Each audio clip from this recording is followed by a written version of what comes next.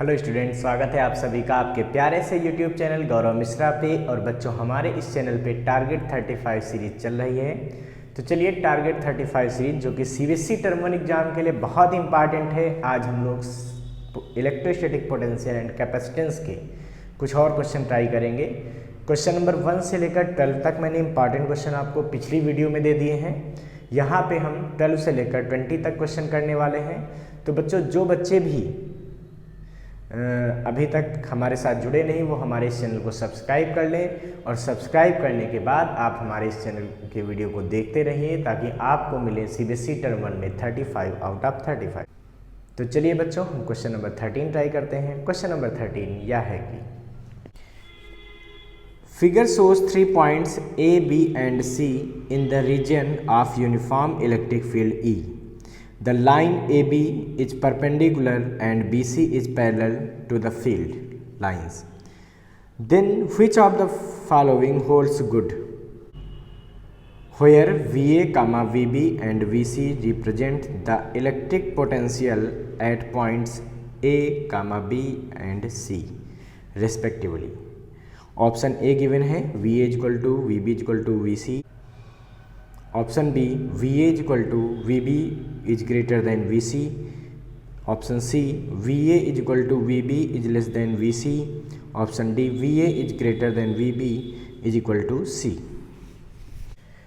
तो देखिए बच्चों, कुछ इस तरह से हमको इलेक्ट्रिक फील्ड गिवन है और इसमें A, B, C 3 पॉइंट हैं, और हमसे कहा गया जो AB लाइन है परपेंडिकुलर किसके है? इलेक्ट्रिक फील्ड के। मतलब ये आपको इलेक्ट्रिक फील्ड दिया है यूनिफॉर्म। ये क्या है? Electric field. हमसे कहा गया कि AB जो है वो परपेंडिकुलर टू द फील्ड है और BC जो है वो पैरेलल टू द फील्ड है। ठीक है। अब बच्चों, यहाँ पे हमको क्या करना है? यहाँ पे हमको A, B और C इनके पोटेंशियल पे एक रिलेशन बताना है। जबकि A का पोटेंशियल दिया है VA, B का पोटेंशियल दिया है VB और C पॉइंट का पोटेंशियल दिया है हमको VC। तो देखिए बच्चों, सबसे पहले तो आपको पता होना चाहिए कि अगर कोई एक इलेक्ट्रिक फील्ड है, ठीक है, तो इलेक्ट्रिक फील्ड की डायरेक्शन में आगे बढ़ने पर पोटेंशियल डिक्रीज होता है। ठीक है। मतलब ये बात याद रखेंगे कि on moving forward in the direction of electric field,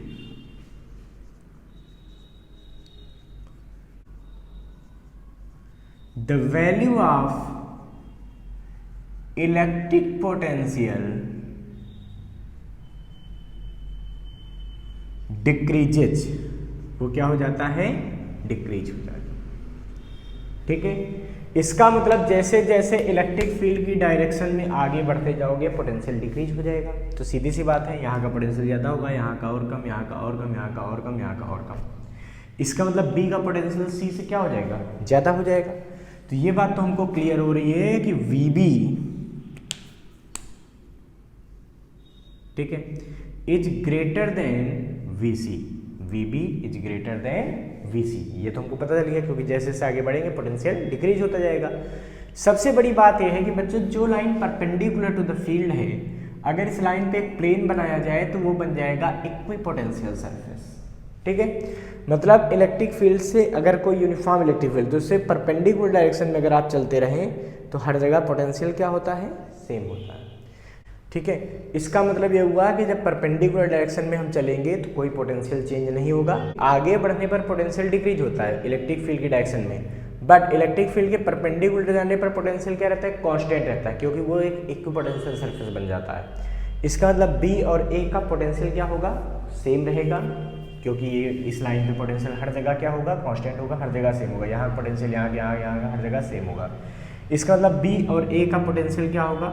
same होगा। So VB is equal to VA। इसका मतलब यहाँ पे बच्चों रिलेशन हो जाएगा VB is equal to VA और and is greater than VC। तो अगर यहाँ पे हम देखें ध्यान से बच्चों, तो ऑप्शन B करेक्ट होगा। इसका मतलब दिए गए ऑप्शन में से B option will be correct, that VA is equal to VB and greater than VC। तो बच्चों, इलेक्ट्रोस्टैटिक पोटेंशियल एंड कैपेसिटेंस का क्वेश्चन नंबर 14 यह है कि A charge plus Q is placed at the origin O of xy axis as shown in the figure. The work done in taking a charge capital Q from A to B along the straight line AB is A Q capital Q upon 4 pi epsilon 0 A minus B upon AB, B QQ upon 4 pi epsilon 0 B minus A upon AB, C QQ upon 4 pi epsilon 0 B upon A square minus 1 upon B, D QQ upon 4 pi epsilon 0 A upon B square minus 1 upon B। तो देखिए बच्चों, हमसे कह रहे हैं कि एक charge plus Q origin O पर रखा हुआ है, ठीक है, और एक कैपिटल क्यू चार्ज को A से B तक लेकर जाना है। तो क्या करना है, कैपिटल क्यू को उठा के ले जाना है A से B तक, यहाँ से यहाँ तक। हमसे इस प्रोसेस में किए गए वर्क को पूछा गया है। तो बच्चों हम क्या समझेंगे, हमारे पास दो तरीके हैं, या तो हम A और B का पोटेंशियल डिफरेंस निकाल दें, पोटेंशियल डिफरेंस इनटू चार्ज, ये वर्क हो जाएगा, या हम यहाँ की पोटेंशियल एनर्जी निकाल दें, यहाँ की पोटेंशियल एनर्जी निकाल दें, मतलब इनिशियल पोटेंशियल एनर्जी और फाइनल पोटेंशियल एनर्जी दोनों को सब्ट्रैक्ट कर दें तो भी वर्क डन निकल आएगा। आप कैसे भी कर सकते हैं इस क्वेश्चन को। तो चलिए हम लोग पोटेंशियल डिफरेंस के हिसाब से कर लेते हैं। तो हमको क्यू चार्ज को ले जाना है ए से बी तक, तो पहले ए पॉइंट का पोटेंशियल निकालेंगे। तो लिखेंगे क्या, electrostatic potential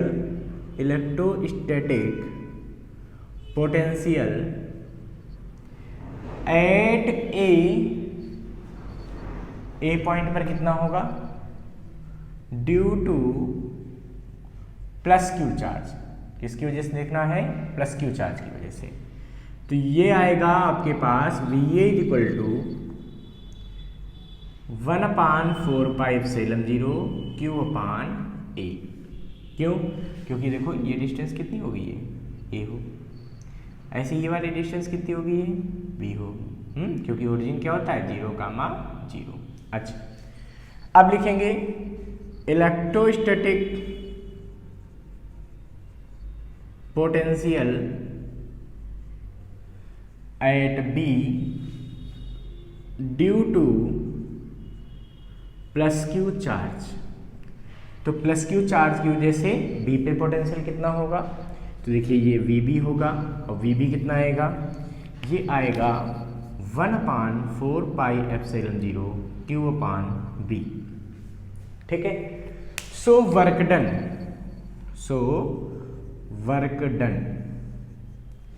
in bringing capital Q charge from A to B, A से B तक कैपिटल Q को ले जाने में कितना वर्क करना पड़ेगा। तो वर्क इक्वल टू आ जाएगा पोटेंशियल डिफरेंस। तो पोटेंशियल डिफरेंस मतलब VB minus VA into charge जो लेकर जा रहे हैं इंटू Q, यानी कि W बराबर हो जाएगा VB 1/4 pi epsilon 0 Q upon B minus 1/4 pi epsilon 0 Q upon A into capital Q। तो W बराबर क्या आएगा 1/4 पाई एप्सिलॉन 0, Q बाहर ले लो और ये कैपिटल Q उधर वाला आ गया, तो बचे क्या 1/B माइनस 1/A। एलसीएम ले लीजिए इसका, तो यही W की वैल्यू बच्चों आ जाएगी QQ upon 4 pi epsilon 0 A minus B upon AB।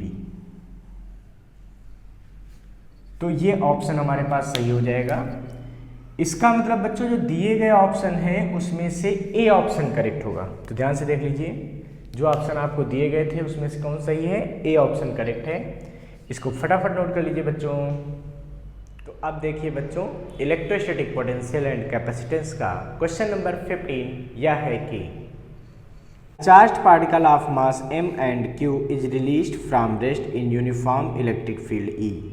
Neglecting the effect of gravity, the kinetic energy of the charged particle after t second is A. eq square m upon 2t square, B. 2e square t square upon mq, C. e square q square t square upon 2m, D. eqm upon t। तो देखिए बच्चों, हमसे कहा जा रहा है कि एक चार्ज पार्टिकल को यूनिफॉर्म इलेक्ट्रिक फील्ड में रिलीज कर दिया गया। ठीक है, तो हम मान लेते हैं ये एक यूनिफॉर्म इलेक्ट्रिक फील्ड है जिसका मैग्नीट्यूड क्या है, E है। यहाँ पे हमने किसी +Q चार्ज को सपोज कीजिए रिलीज कर दिया और हमको दिया है इस चार्ज का मास m है और इफेक्ट ऑफ ग्रेविटी को नेग्लेक्ट कर देना। मतलब ये नहीं सोचना कि mg लग रहा है, mg के बारे में नहीं सोचना, वेट के बारे में नहीं सोचना, क्योंकि ग्रेविटी को नेग्लेक्ट करने कहा गया है। अब बच्चों हमसे कह रहे हैं कि t टाइम के बाद इसकी काइनेटिक एनर्जी क्या हो जाएगी। तो देखिए, हमको पता है कि अगर इलेक्ट्रिक फील्ड में कोई q चार्ज रखा है तो उस पर एक फोर्स लगता है। फोर्स कितना लगता है, qv। तो इस चार्ज पे एक फोर्स लगेगा qv, किधर लगेगा, in the direction of field लगेगा। क्यों, क्योंकि पॉजिटिव चार्ज पे फोर्स हमेशा in the direction of electric field लगता है, जबकि नेगेटिव फोर्स अपोजिट डायरेक्शन लगता है इलेक्ट्रिक फील्ड के। ठीक है, तो लिखेंगे यहाँ पे कि force acting at +Q charge in electric field.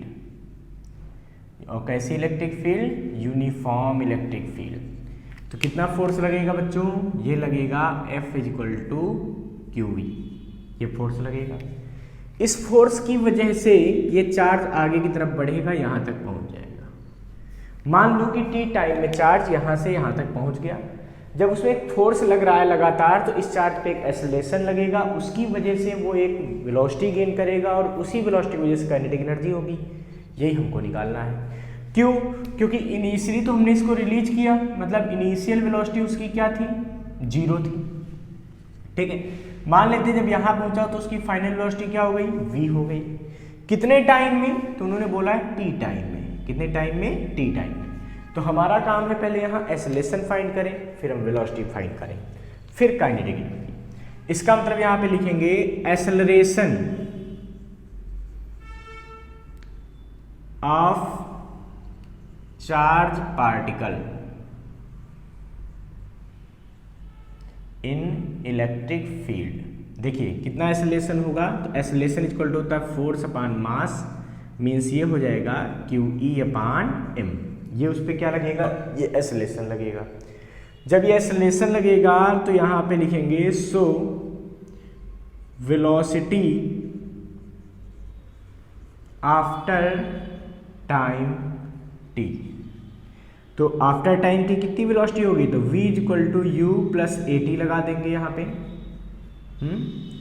But initial velocity 0, that's why v = at।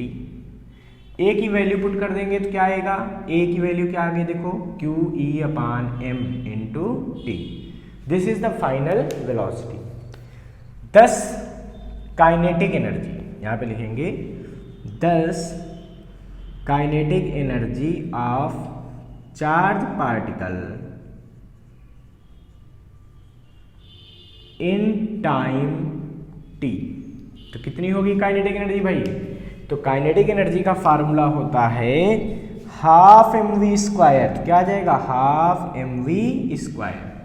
Put the value of v, ये v की वैल्यू वहाँ पे पुट कर देंगे। ठीक है, जब ये वैल्यू v की यहाँ पुट करेंगे तो क्या मिलेगा, तो k = मिलेगा ½ mv²। तो देखिए क्या आया, QET/m का होल स्क्वायर। देखिए m² से एक m कैंसिल होगा, तो k बराबर बचेगा ½ Q²E²T²/m। ठीक है, तो काइनेटिक एनर्जी आ जाएगी Q²E²T²/m। तो ये काइनेटिक एनर्जी हो जाएगी चार्ज पार्टिकल की आफ्टर टाइम t। यहाँ से आपको ये भी पता चल रहा होगा कि जो ऑप्शन गिवन थे उसमें ऑप्शन सी करेक्ट होगा। So C option will be correct. इसको फटाफट नोट कीजिए। तो चलिए बच्चों, अब हम देखते हैं टारगेट 35 के इलेक्ट्रोस्टैटिक पोटेंशियल एंड कैपेसिटेंस का क्वेश्चन नंबर 16। क्वेश्चन नंबर 16 यह है कि on reducing potential across capacitor its capacitance A decreases, B increases, C remains constant, D first increases and then decreases. Okay, हमसे कहा जा रहा है किसी कैपेसिटर का ठीक है। कैपेसिटर मान लेते हैं पैरेलल प्लेट कैपेसिटर है, ठीक है, ये है, ठीक है। अब सीधी सी बात है, इसको हमने कुछ चार्ज दे दिया होगा, ये पैरेलल प्लेट कैपेसिटर है, इसको हमने क्यू चार्ज दे रखा है, ठीक है, यानी कि एक प्लेट पे प्लस क्यू चार्ज, एक पे माइनस क्यू चार्ज, और इस कैपेसिटर का पोटेंशियल डिफरेंस V है। तो आपको पता है ना इसकी कैपेसिटी क्या होती है, C बराबर Q/V। तो इलेक्ट्रिक कैपेसिटी जो होती है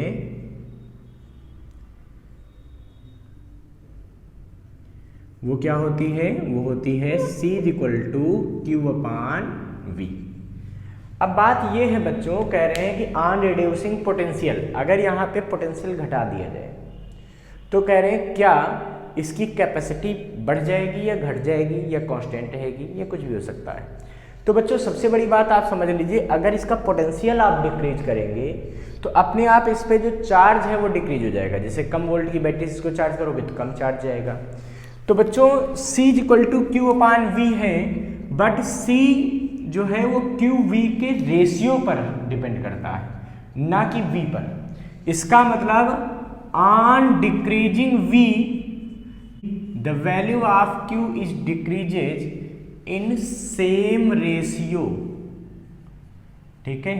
अगर इस कैपेसिटर में हम कुछ चेंज नहीं करते हैं और कुछ, तो अगर हम जिस रेशियो में V घटाएंगे उसी रेशियो में Q घट जाएगा। मतलब V को डबल हाफ कर दिया तो Q भी हाफ हो जाएगा, तो हाफ हाफ तब भी कैंसिल हो जाएगा। मतलब C = Q/V। thus C = Q/V is not changed. इसका मतलब C यानी कि कैपेसिटर की कैपेसिटेंस चेंज नहीं होती। तो ध्यान रखिएगा, अगर हम किसी कैपेसिटर पर पोटेंशियल डिफरेंस को केवल डिक्रीज करें तो उसकी कैपेसिटी में कोई फर्क नहीं रह पड़ता। मीन्स C कांस्टेंट हो जाता है। क्या रहता है? कांस्टेंट रहता है। चाहे पोटेंशियल को कम ज़्यादा करें, चाहे चार्ज को कम ज़्यादा करें, इसके करने से कैपेसिटर की कैपेसिटी पे कोई फर्क नहीं पड़ता। ठीक है, क्योंकि ये ना तो चार्ज पे डिपेंड करता है, ना पोटेंशियल डिफरेंस पे डिपेंड करता है। It depends only at Q/V, means ratio पे डिपेंड करता है। ठीक है बच्चों, इसको फटाफट नोट कर लीजिए आप लोग। तो देखिए बच्चों, अब इलेक्ट्रोस्टैटिक पोटेंशियल एंड कैपेसिटेंस का क्वेश्चन नंबर 17 ट्राई करते हैं। क्वेश्चन नंबर 17 यह है कि Assuming Earth to be an isolated conducting sphere of radius 6400 km, what is the capacitance of Earth? तो बच्चों देखिए क्या कहा जा रहा है कि अर्थ को कंडक्टर की तरह एज्यूम करना है। तो मान लेते हैं ये अर्थ है, ठीक है, ये क्या है? अर्थ। तो सीधी सी बात है, अर्थ की रेडियस कितनी होगी?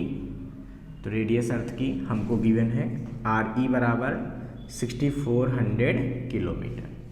तो इसको बच्चों जब आप मीटर में कन्वर्ट करेंगे तो क्या आएगा? 6.4 × 10⁶ मीटर। ये अर्थ की क्या आ गई? रेडियस आ गई। अब हमसे कहा जा रहा है इसको एज ए कंडक्टर एज्यूम कर लीजिए। मतलब मान लीजिए कि अर्थ क्या है? कंडक्टर है। तो इसकी कैपेसिटी कितनी होगी? तो बच्चों देखिए, आपको कैपेसिटी का फार्मूला मालूम होना चाहिए कि कैपेसिटी ऑफ स्फेरिकल कंडक्टर कितनी होती है। तो स्फेरिकल कंडक्टर की जो कैपेसिटी होती है वो होती है C = 4πε0 रेडियस, मतलब यहाँ पे RE हो जाएगा।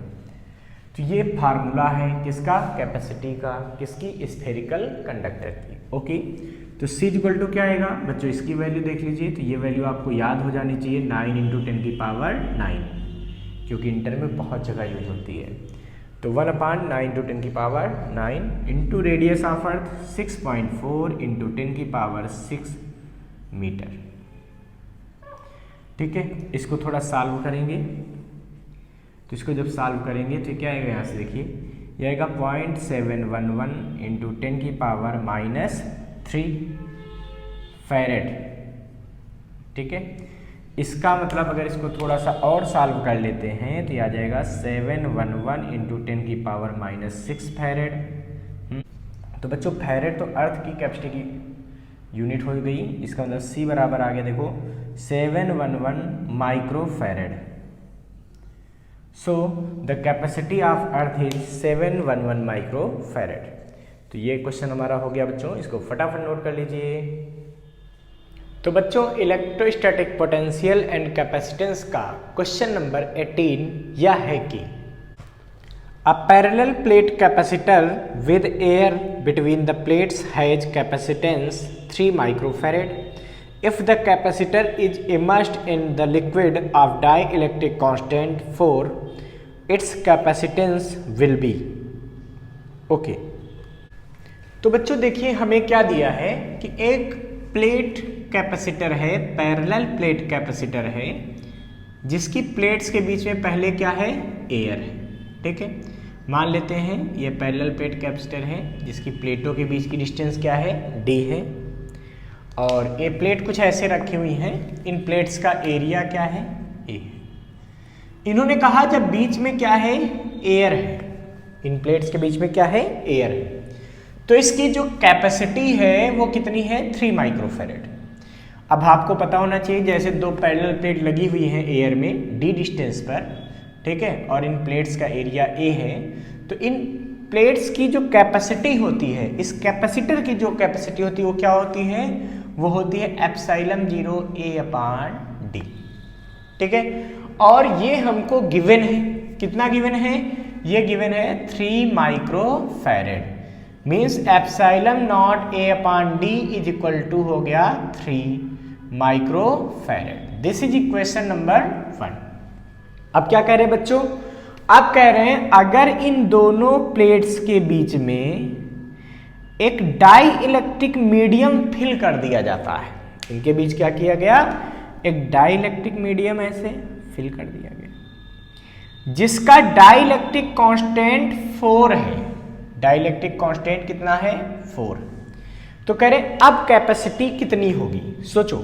देखो बच्चों जो प्लेट्स के बीच की डिस्टेंस है वो तो चेंज हुई नहीं, टी ही रही, इसका जो एरिया है वो तो ए ही रहा, वो भी चेंज नहीं हुआ। तो अब फाइनल कैपेसिटी क्या हो जाएगी, जब किसी कैपेसिटर की प्लेट्स के बीच डाइलेक्ट्रिक सब्सटेंस आ जाता है तो इसकी कैपेसिटी का फार्मूला बन जाता है। ठीक है, तो यहाँ पे लिखेंगे क्या, capacity of capacitor after filling dielectric medium. तो जब डाई इलेक्ट्रिक मीडियम फिल कर देते हैं तो क्या कैपेसिटी हो जाती है, तो इसका फार्मूला होता है C dash is equal to क्या होता है बच्चों, K एप्सिलॉन 0 a/d। तो क्या आएगा देखो, K की वैल्यू कितनी है, देखो 4, एप्सिलॉन 0 a/d, देखिए इसकी वैल्यू हम ऊपर ही फाइंड कर चुके हैं, कितनी फाइंड कर चुके हैं, 3, यानी कि 4 × 3, यानी कि C डैश की वैल्यू यहाँ से कितनी आ जाएगी, और ये 3 माइक्रोफैरेड, यानी कि मल्टीप्लाई होगा तो क्या हो जाएगी, 12 microfarad. So the final capacity will be 12 microfarad. So given option में से डी ऑप्शन बिल्कुल करेक्ट हो जाएगा। So D option will be correct. इसको फटाफट नोट कर लीजिए बच्चों। तो बच्चों टारगेट 35 सीरीज का इलेक्ट्रोस्टैटिक पोटेंशियल एंड कैपेसिटेंस का क्वेश्चन नंबर 19 अब हम लोग ट्राई करेंगे। क्वेश्चन नंबर 19 यह है कि a capacitor is charged through a potential difference of 200 volt and possesses charge of 0.1 coulomb. When discharge it would release an energy of okay तो कह रहे हैं कि एक कैपेसिटर है, ठीक है, ये कैपेसिटर है कोई, इसको चार्ज किया गया बच्चों कितने वोल्ट से, 200 वोल्ट से। जब 200 वोल्ट का पोटेंशियल डिफरेंस अप्लाई किया, इसका मतलब सीधी सी बात है एक प्लेट पर पॉजिटिव चार्ज आ गया होगा, एक प्लेट पर निगेटिव चार्ज आ गया होगा, और इस पे चार्ज कितना आ गया, क्यू, जो पॉजिटिव चार्ज आया होगा उसकी वैल्यू बताई गई हमको। ये दे दिया गया है कि 0.1 कूलाम का इस पे चार्ज स्टोर हो जाता है, ठीक है। तो तो हमसे कहा जा रहा है कि अब अगर इस चार्ज को डिस्चार्ज किया जाए तो इसमें कितनी एनर्जी हमको मिलेगी। तो देखिए बच्चों, बात यहाँ पे ये है कि जैसे Q चार्ज दिया गया V वोल्ट से, तो इस कैपेसिटर में जो एनर्जी स्टोर होगी वही तो प्रोवाइड करेगा। अब किसी कैपेसिटर में स्टोर्ड एनर्जी का फार्मूला क्या होता है? 3 फार्मूले आपको पढ़ाए गए होंगे। एक तो U बराबर होता है हाफ CV², एक होता है U equal to half Q²/C, और एक पोटेंशियल एनर्जी फार्मूला होता है हाफ Q इंटू V। अब यहाँ पे देखेंगे कौन सा फार्मूला लगाने से आसानी से सॉल्व हो जाएगा। तो बच्चों को दिख रहा है C हमको पता नहीं है, तो हम चाहें तो पहले C निकालें, तो उतनी मेहनत क्यों करेंगे हम। तो हम लोग क्या करेंगे, सीधे हाफ Q इंटू V का फार्मूला यूज कर लेंगे। इसका मतलब U equal to half Q into V, तो Q कितना है देखिए 0.1, ये फार्मूला यूज हो रहा है, इंटू V की वैल्यू कितनी है 200। तो U की वैल्यू यहाँ से कितनी आ जाएगी, ये देखिए ये आ जाएगी 10 joule. So the potential energy stored in the capacitor will be 10 joule. इसको फटाफट नोट कर लीजिए बच्चों। तो स्टूडेंट्स, अब टारगेट 35 में इलेक्ट्रोस्टैटिक पोटेंशियल एंड कैपेसिटेंस का क्वेश्चन नंबर 20 ट्राई करते हैं। और क्वेश्चन नंबर 20 यह है कि what is the area of the plates of 3 farad parallel plate capacitor if the separation between the plates is 5 millimetre. और ये 4 ऑप्शन हमको गिवन है यहाँ पे, ठीक है। हमसे कह रहे हैं कि एक कैपेसिटर है जिसकी कैपेसिटी है 3 फैरेड की कैपेसिटी है, ठीक है, और उसकी प्लेट्स के बीच की जो डिस्टेंस है वो कितनी है, वो है 5 मिलीमीटर। मीन्स ये डिस्टेंस हो गई 5 इंटू 10⁻³ मीटर। हमसे कहा जा रहा है कि इन प्लेट्स का एरिया कितना होगा, ठीक है। तो बच्चों हमको यहाँ पे एरिया ऑफ द प्लेट बताना है।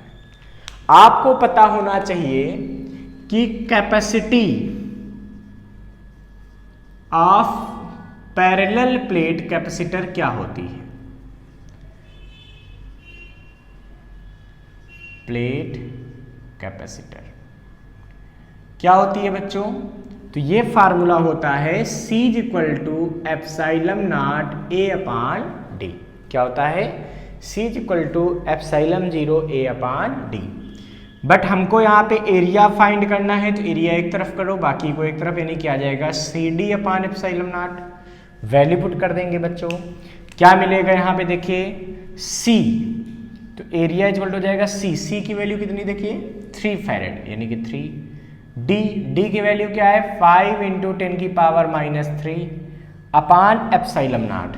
एप्सिलॉन नॉट की वैल्यू है 8.85 इंटू 10⁻12। इसको जब आप सॉल्व करेंगे तो ये वैल्यू आपको मिलेगी 1.694 into 10⁻9 metre square. So the area of the plates required 1.694 into 10⁻9 metre square. तो दिए गए ऑप्शन में से ए ऑप्शन करेक्ट हो जाएगा। इसको फटाफट नोट कर लीजिए बच्चों। तो अब देखिए बच्चों टारगेट 35 का इलेक्ट्रोस्टैटिक पोटेंशियल एंड कैपेसिटेंस का क्वेश्चन नंबर 21 यह है कि A parallel plate capacitor with air between the plates has capacitor of 9 picofarad. The separation between its plate is D. The space between its plate is now filled with 2 dielectric.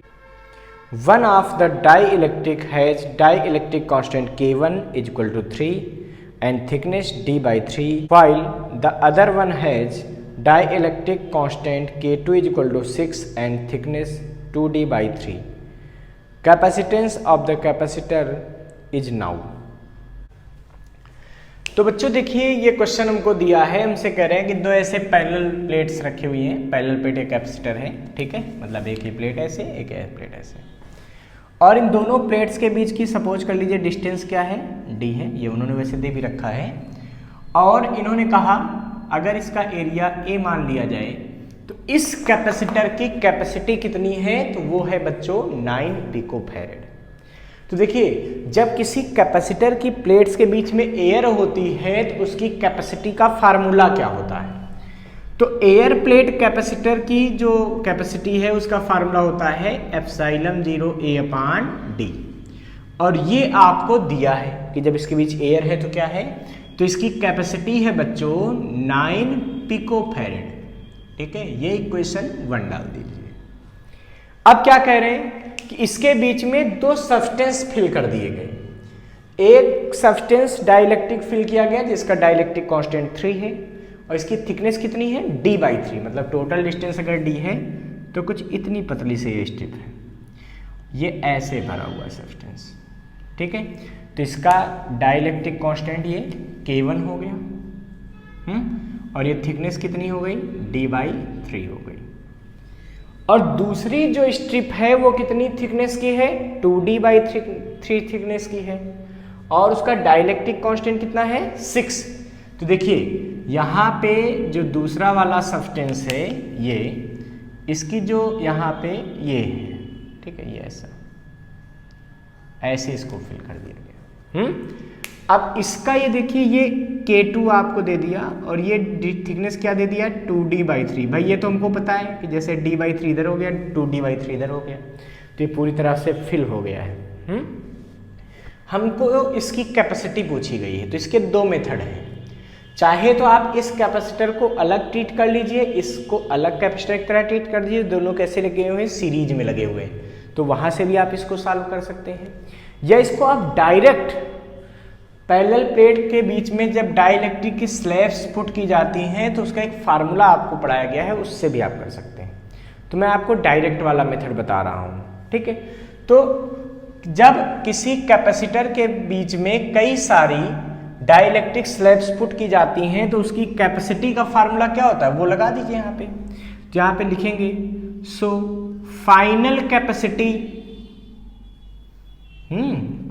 Capacity of capacitor after putting slabs between plates. जब वो plates के बीच में slab रख दी गई उस समय capacity कितनी होगी, तो ये होगी देखिए एप्सिलॉन 0 A/d-t। तो देखो होता था t जब 1 हो, जब 2 हो तो क्या होगी, तो ये हो जाएगी t1 - t1 + t2 plus t1/k1 plus t2/k2। ठीक है, ये t1 t2 क्या है, ये थिकनेस है, जैसे ये t1 और ये t2, मतलब इसको d1 d2 से ना लिख करके इसको लिखो t1 और t2 से, ये थिकनेस मान ली गई, ये t1 ये t2। अगर और भी स्लैब पुट की जाती तो ऐसे ही कर देते, अभी मान लिया एक और आ जाती t3 आ जाती तो t1 + t2 + t3 आ जाती, फिर ऐसा कुछ आ जाता। ठीक है, वो स्लैब की थिकनेस कुछ अलग अलग हो सकती है, वो सब तो बात की बात है। तो ये क्या आएगा बच्चों, ये आएगा एप्सिलॉन 0 A/d - t1 + t2। तो देखो t1 कितना है d/3, t2 कितना है देखो 2d/3 प्लस t1/k1। तो क्या आएगा देखो d/3/k1, k1 की वैल्यू कितनी है 3 प्लस t2/k2। तो देखो t2 कितना है 2d/3/k2, k2 कितना है अपान में 6, वैल्यू पुट कर दिया। अब इसको हम थोड़ा सा सॉल्व करते हैं बच्चों। तो यहां से c की वैल्यू क्या आएगी जरा ध्यान दीजिए।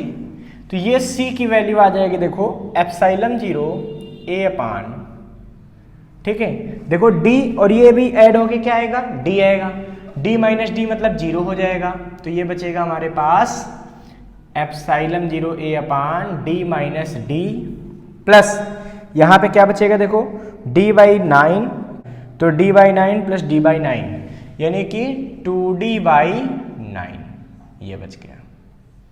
ठीक है, यानी कि c की वैल्यू क्या आ जाएगी, ये आ जाएगी एप्सिलॉन 0 A/, देखो 2d और 9, ये 9 ऊपर चला गया, ऐसा आ गया एप्सिलॉन 0A 9/2D। ठीक है, अब देखिए इस समय जो कैपेसिटी होगी वो कितनी होगी, तो एयर की कैपेसिटी थी एप्सिलॉन 0A/D और वो कितना था 9, यहाँ पे पुट कर देंगे तो ये क्या आ जाएगा बच्चों, ये आ जाएगा देखो 9 × 9, भाई देखो एप्सिलॉन 0A/D की वैल्यू क्या आ गई 9 पिकोफैरेड है, अपान में 2 पिकोफैरेड, यानी कि आ जाएगा 81/2 पिकोफैरेड, या इसको मैं लिख सकता हूँ 40.5 picofarad. So the final capacity will B 40.5 picofarad. ठीक है, तो इसको फटाफट नोट कर लीजिए बच्चों।